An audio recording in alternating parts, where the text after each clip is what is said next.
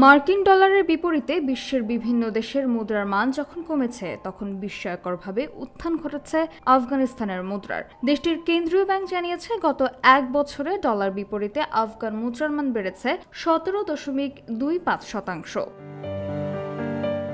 কেন্দ্রীয় ব্যাংকের বরাত দিয়ে আফগানিস্তানের টোলো নিউজ বলছে, গত বছর নতুন করে 149টি প্রতিষ্ঠানকে মুদ্রা বিনিময় ও অর্থ বিষয়ক ব্যবসার লাইসেন্স দিয়েছে কেন্দ্রীয় ব্যাংক। এখন আফগানিস্তানের সব মিলিয়ে আর্থিক প্রতিষ্ঠানের সংখ্যা দাঁড়িয়েছে 1780টি। এছাড়া গত বছর 7 বিলিয়নেরও বেশি পুরনো আফগানি মুদ্রা সংগ্রহ করে নতুন মুদ্রা দিয়েছে কেন্দ্রীয় ব্যাংক।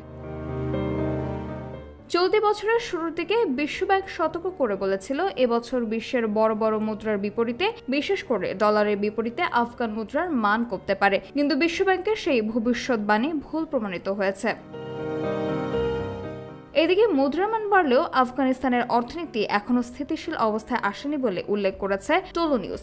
সংবাদ সংস্থাটির প্রতিবেদনে বলা হয়েছে, আফগানিস্তানে এখনও বিপুল সংখ্যক মানুষ বেকার, নেই কর্মসংস্থানের ব্যবস্থা। বিশেষজ্ঞরা বলছে, মুদ্রার মান স্থিতিশীল রাখা এবং আর্থিক প্রতিষ্ঠানের নজরদারির বিষয়টি একটি ইতিবাচক বিষয়, কিন্তু আফগানিস্তানে অর্থনৈতিক যে গভীর সংকট রয়েছে সেটি দূর করতে এই বিষয়গুলো পর্যাপ্ত নয়। এখন আফগানিস্তানে প্রতি মার্কিন ডলার বিনিময় হচ্ছে 70.2 আফগানি মুদ্রায়।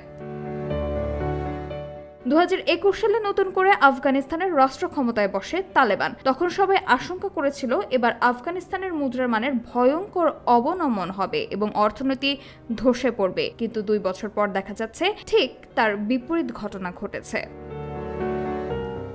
সামিহা তাবাসসুম, খবর সংযোগ।